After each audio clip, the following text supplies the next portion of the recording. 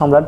তো আওরঙ্গজেব থেকে তারা একটা স্থায়ী জমি চায়, কিন্তু তারা সেটা দেয় নাই, তাদেরকে খেদায় দেওয়া হয় এই অঞ্চল থেকে, ভারতীয় উপমহাদেশ থেকে। তারপরে আবার আওরঙ্গজেব যখন দুনিয়া থেকে চলে যায়, লুক্সেমবার্গ, সেটা বেলজিয়াম, জার্মানি এবং নেদারল্যান্ডস, এদের মাঝখানে একদম কোলের ভিতরে ছোট একটা রাষ্ট্র, যা বাংলাদেশের খাগড়াছড়ি জেলার থেকেও ছোট হবে। তো ওরা স্বাধীন একটা রাষ্ট্র হিসেবে চলতেছে, ওদের কেউ দখল করতেছে না। জার্মানি। আসসালামু আলাইকুম। আমরা বাঙালি জাতি আমাদের দেশে কিছুদিন পর পর এক একটা বিষয় নিয়ে বা এক একটা ইস্যু নিয়ে সবসময় একটা ট্রেন্ড চলে, বা ওই ইস্যুটা নিয়ে সবসময় কথা চলতে থাকে। তো বর্তমানে আমাদের যে ইস্যু, ভারত বাংলাদেশের ট্রেন নেটওয়ার্ক ব্যবহার করতে চায়, তাদের যে চিকেন নেক বলি 7টা রাজ্য, যেই 7টা রাজ্যের সাথে ভালোভাবে ট্রেন যোগাযোগের জন্য। তো সেই রাজ্যগুলো হচ্ছে আসাম, ত্রিপুরা, মেঘালয় বা আরও কিছু রাজ্য আছে। তো ওই রাজ্যগুলোর দেখা যাচ্ছে বড় শহর বলতে আমরা আগরতলা বা গুয়াহাটি চিনি, ঠিক না? তো এই দুইটা রাজ্যে কলকাতার সাথে, বিশেষ করে কলকাতার সাথে যোগাযোগ ভালো করার জন্য তারা আমাদের বাংলাদেশের যে রেল নেটওয়ার্ক সেটা তারা ব্যবহার করতে চায়।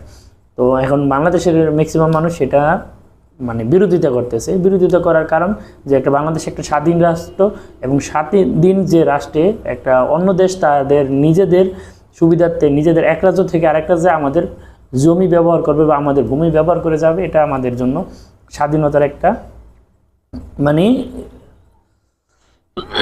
বিপক্ষেই যায়।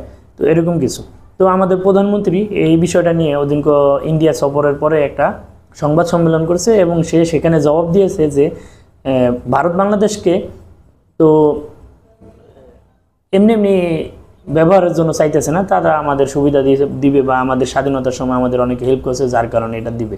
আর বাংলাদেশ যে ভারতকে দেশ বিক্রি করে দিবে বা এরকম কিছু তো এর মধ্যে হয় না। তো এটা হয় না কারণ উনি উদাহরণ টানছে ইউরোপের, যেমন ইউরোপের উদাহরণ টানছে যে ইউরোপের প্রত্যেকটা দেশে কোনো সীমানা প্রাচীর নাই, কোনো বর্ডার নাই, কিছু নাই। তারা যে যখন মন চাইছে, যে দেশে মন চাইতেছে সেই দেশে যাইতেছে। কিন্তু আমাদের দক্ষিণ এশিয়ায় তো সেটা নাই। তো এখন প্রধানমন্ত্রী যেটা উদাহরণ দিয়েছে, তো আমি একটা জিনিস বলি যে আমাদের দক্ষিণ এশিয়ার দেশগুলো আর ইউরোপের দেশগুলো অনেক ডিফারেন্স। যেমন ডিফারেন্স কেন? আমাদের দক্ষিণ এশিয়ায় যেমন আমরা ভারতের ভিতর এই উদাহরণ দিই, যেমন ভারতে ছিল কি হায়দ্রাবাদ আর সিকিম, এটা দুটাই কিন্তু স্বাধীন রাষ্ট্র ছিল ব্রিটিশদের থেকে আলাদা স্বাধীন রাষ্ট্র হিসেবে আত্মপ্রকাশ করে, কিন্তু ভারত সেটা যে কোনোভাবে তাদের নিয়ন্ত্রণে নিয়ে নেয়। তো নিয়ন্ত্রণে নিয়ে নেওয়ার কারণে এখন দুইটা আলাদা রাজ্য হয়ে গেছে। তো আমাদের বাংলাদেশ একটা স্বাধীন রাষ্ট্র। তো বাংলাদেশের হয়তো আমাদের ইতিহাস অনেক বেশি, আমরা অনেক ত্যাগ শিকারের মাধ্যমে এবং অনেক ত্যাগ করে আমরা একটা স্বাধীন রাষ্ট্র পাইছি। তো আমরা বাংলাদেশের মুক্তিযুদ্ধের একটা ইতিহাস আছে, একটা মোটামুটি আমরা একটা যুদ্ধ জয় করে, এবং এখন মোটামুটি একটা পর্যায়ে আমরা মধ্যম আয়ের একটা দেশ। তো মোটামুটি ভালো আছি আমরা বাংলাদেশ।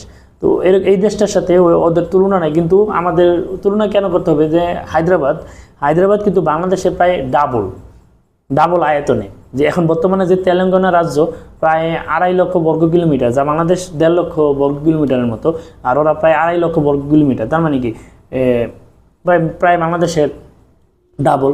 তো সেটা একটা দেশ ছিল, সেই দেশটা যদি ভারত নিয়ে নিতে পারে তো আমাদেরও নিয়ে নিতে পারে। আমি বলছি না নিয়ে নিবে, কিন্তু প্রধানমন্ত্রীর কথার ভিত্তিতে বললাম।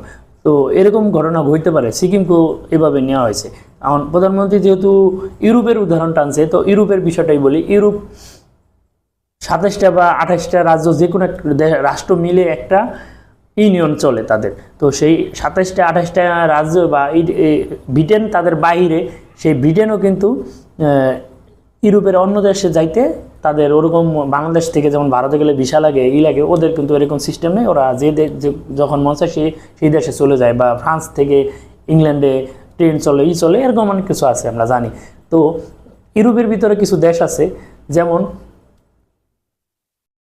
লুক্সেমবার্গ, সেটা বেলজিয়াম, জার্মানি এবং নেদারল্যান্ডস, এদের মাঝখানে একদম কোলের ভিতরে ছোট একটা রাষ্ট্র, যা বাংলাদেশের খাগড়াছড়ি জেলার থেকেও ছোট হবে। তো ওরা স্বাধীন একটা রাষ্ট্র হিসেবে চলতেছে, ওদের কেউ দখল করতেছে না। জার্মানি এত বড় রাষ্ট্র এবং ইউরোপের পাওয়ার হাউস বলে ডাকা হয় জার্মানিকে। জার্মানি কখনোই চায় না, যে চায়ও নেই যে লুক্সেমবার্গ তাদের ভিতরে চলে আসুক বা তাদের একটা অংশ হয়ে যাক। লুক্সেমবার্গ নিজেদের মতো চলতেছে।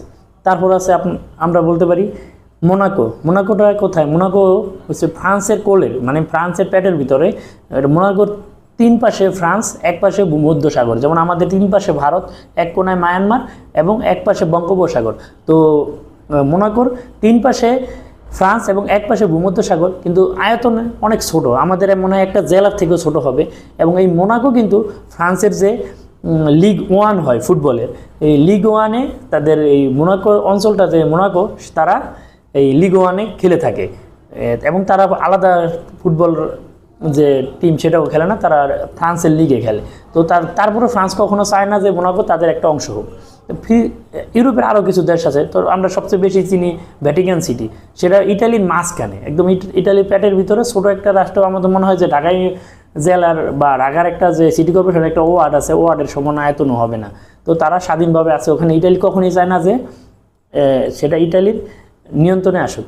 আর আরেকটা আছে সান মেরিনো, এরাও কিন্তু ইটালির পেটের ভিতরেই। তো ইটালিও কিন্তু ইউরোপের একটা অন্যতম শক্তিধর দেশ, কিন্তু তারা কখনোই চায় না যে এই সান মেরিনো বা ভ্যাটিকান সিটি তাদের রাষ্ট্র হয়ে যাক বা তাদের রাষ্ট্রের একটা অংশ হোক।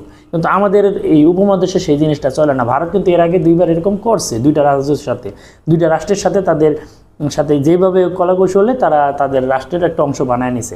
তো বাংলাদেশকে বানিয়ে নিবে আমরা এটা বলি না, কিন্তু আমাদের দেশের স্বাধীনতার যে একটা স্বাধীন দেশ, আমরা প্রায় 30 লক্ষ মানুষের শহীদের বিনিময়ে এই রাষ্ট্রটা পাইছি। ভারত আমাদের অনেক হেল্প করছে, কিন্তু সে হেল্প যেমন করছে, আমরা তো ভারতকে অনেক সুবিধা দিয়েছি। যেমন আমাদের অনেক কিছু নেই এখন ভারত ব্যবহার করে, আমি এই বিষয়গুলো জানি না, কিন্তু ভূগোল দেখা গেছে কোন রাষ্ট্র কোনভাবে গিয়ে একটু জানা আছে বিধে এই কথাগুলো বলতে পারতেছি।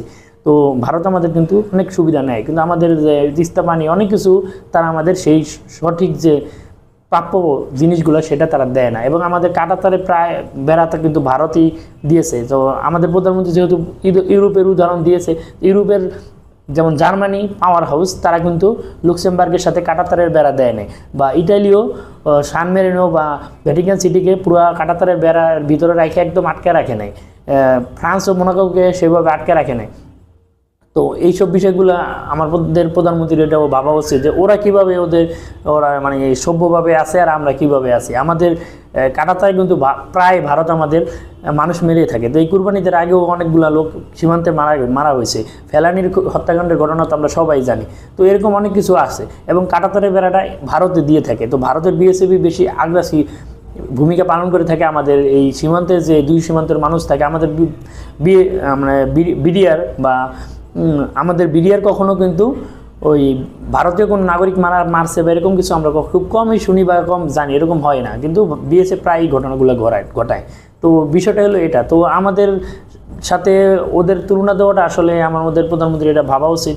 তো আর একটা বিষয় হলো যে আমিটা যদি আজকে ভারতকে ট্রানজিট দেই, তাহলে তো একটা সময় যে ব্রিটিশরা আমাদেরকে যেভাবে 200 বছর শাসন করছে ঠিক সেরকমটা হবে না এমন কোনো গ্যারান্টি নেই। কারণ ব্রিটিশরা কিন্তু যখন প্রথম আমাদের এই অঞ্চলে ব্যবসা করার জন্য আসে, তখন প্রথম আওরঙ্গজেব যখন ছিল মুঘল সম্রাট, তো আওরঙ্গজেব থেকে তারা একটা স্থায়ী জমি চায়, কিন্তু তারা সেটা দেয় নাই, তাদেরকে খেদায় দেওয়া হয় এই অঞ্চল থেকে, ভারতীয় উপমহাদেশ থেকে। তারপরে আবার আওরঙ্গজেব যখন দুনিয়া থেকে চলে যায়, তারপরে আবার আসে, তারা ব্যবসা করে। এবং মোগলের যে পরবর্তী সম্রাট ছিল বা ভারতীয় যে দিক দিকে রাজনৈতিক নেতা বা জমিদার রাজা যারা ছিল, তাদের সাথে করে তারা একটা স্থায়ীভাবে একটা জায়গা নেয় বা ওয়্যার হাউস করে তাদের ব্যবসায়ী মালামাল রাখার জন্য। তো ওয়্যার হাউস করার পরে নাকি অনেকদিন পরে কিছুদিন পরে ওয়্যার হাউসে চুরি হয়। এই চুরির উছিলা ধরে তারা ওটার নিরাপত্তা বাড়ানোর জন্য আরও এরিয়া বাড়ায় এবং সেখানে নিরাপত্তা রক্ষী রাখে। নিরাপত্তা রক্ষী কিন্তু আমাদের উপমহাদেশের কেউ না, তাদের ব্রিটিশ থেকেই আনা। তো তাদের সৈন্য দিয়ে তারা নিরাপত্তা বেষ্টনী বানায়। তারপরে তাদের সৈন্য লোকাবল বাড়ে, তো তাদের লোকাবল বাড়ার জন্য তাদের আরও জায়গা জমি প্রয়োজন হয়। তো তারা সেই কারণে দেখা গেছে একটা বাংলো বানায়, বাংলো পাহারাদার বানায়। তো আস্তে আস্তে তাদের এই যে সাম্রাজ্য, তারা আস্তে আস্তে আমাদের এখানে খুঁটি গাড়ে, এবং খুঁটি গাড়ার পরে এক সময় মোগলদের সাথে তারা যুদ্ধে লিপ্ত হয়, এবং যুদ্ধে লিপ্ত হয়ে আমাদের এই উপমহাদেশেরই কিছু বেঈমানদের হাতের তারা আমাদের এই অঞ্চলটা প্রায় 200 বছর শাসন করে যায়। তো ভারত এটা করবে এরকম কোনো গ্যারান্টি নেই, কিন্তু নাও করবে না, যেহেতু আমাদের হায়দ্রাবাদ আর সিকিমের মতো 2টা রাজ্যর যে একটা জ্বলন্ত উদাহরণ আমাদের কাছে আছে। তো সেই জিনিসটা আমার মনে হয় আমাদের প্রধানমন্ত্রীর ভাবা উচিত।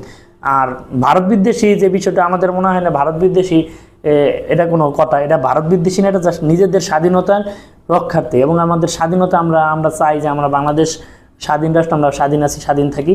এখানে ভারত তাদের মতো তাদের রাষ্ট্র পরিচালনা করতেছে বা তারা চাইতেই পারে, কিন্তু আমাদের মনে হয় যে আমরা সরাসরি প্রধানমন্ত্রীকে বলতেছি না যে আপনি দিয়েন না বা আপনি দেন, আমরা বলতেছি আপনি অবশ্যই দেন বা যাই করেন আপনি দেশে চিন্তা করে বা এই জিনিসগুলো মাথায় রেখে এবং সেইভাবে চুক্তিটা যদি দেখেন যে না এখানে আমার কোনো রিস্ক থাকতে না, তো সেখানে আপনি সেভাবে চুক্তি করতে পারেন। যদি এরকম হয় যে ভারত আমাদেরকে, আমরা যদি ভারতকে এই ট্রানজিটটা দেই তাহলে ভারত আমাদেরকে নেপালের সাথে ব্যবসা করার জন্য আমাদের রেল নেটওয়ার্ক দিবে বা আমাদের সরাসরি পণ্য নেপাল নিতে পারি সেই ব্যবস্থা করবে, ভুটানে নিতে পারি সেই ব্যবস্থা করবে। সেটা যদি ভারত অনুমতি দেয় তাহলে আমার মনে হয় যে শেখ হাসিনা বা আমাদের প্রধানমন্ত্রী এটা করতে পারে। তো আমার মনে হয় যে বাংলাদেশের স্বার্থও দেখা উচিত।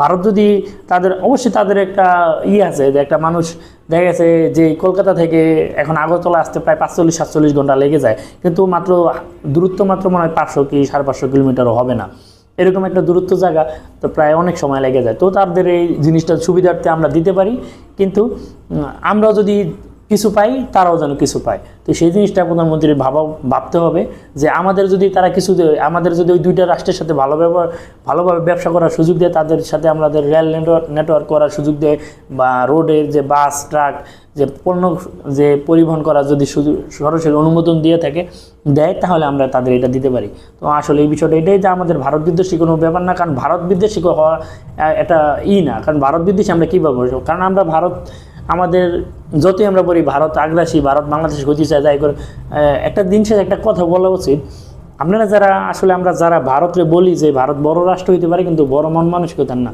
তো আমাদের দেশের যে মানুষ আছে, যারা ক্ষমতাধর মানুষ আছেন, যারা ক্ষমতাধর, আমরা ভারত বিদ্বেষী কথা বলি, ঠিক আছে, কিন্তু আপনারা কি বুকে হাত দিয়ে বলতে পারবেন আপনার যে দুর্বল যে লোকটা আছে তার উপর আপনি একদিন অত্যাচার করেন নাই বা একদিনও জুলুম করেন নাই? এটা বলতে পারবেন? দুনিয়ায় কোথাও এরকমই নাই যে ক্ষমতাধর ব্যক্তি সেই তার নিচু শ্রেণীর একটু লোককে সে অত্যাচার করে থাকছে। যেমন আপনি নিজে বুকে হাত দিয়ে বলতে পারবেন না যে আপনি যে বড় লোক, আপনার পাশের বাড়ি যে গরিব মানুষটা আছে তাকে আপনি একবারও অত্যাচার করেন নাই, এটা একবার ওকে বুকে হাত দিয়ে বলতে পারেন, এটা সবাই করছে। তো স্বাভাবিক যারা বড় রাষ্ট্র থাকে তারা ছোট রাষ্ট্রকে একটু, কারণ তার যে একটা পাওয়ার বা সেটা দেখায় রাখতে চায় যে অন্য কেউ যেন না বুঝতে পারে যে তারা বড় রাষ্ট্র কিন্তু দুর্বল না, তাদের এটা দেখানোর জন্য করতে হয়। আমরাও সেরকম অনেক কিছু মানি, কিন্তু ভারত অনেক বেশি করে, এটা আমরা মানি, ভারত অনেক বেশি করে অনেক সময়, যে সীমান্তে হত্যা এগুলো আমার মনে হয় যে প্রধানমন্ত্রীর এই সব জিনিসগুলা যে বাঙালি সীমান্তে হত্যা এই সব কিছু বন্ধ করে এবং সব কিছু যদি হয় যে দেশের স্বার্থ ঠিক থাকবো, তাহলে আমার মনে হয় দেওয়া উচিত। তো আমার ভিডিওতে এই কথাটাই বলা উচিত, এখানে ভারতের পক্ষেও না বিপক্ষেও না, আমার মনে হয় যে দেশের স্বার্থটা সবার আগে দেখা উচিত, প্রধানমন্ত্রী সেটা দেখবে। তো সবাইকে ভালো থাকবেন, ধন্যবাদ।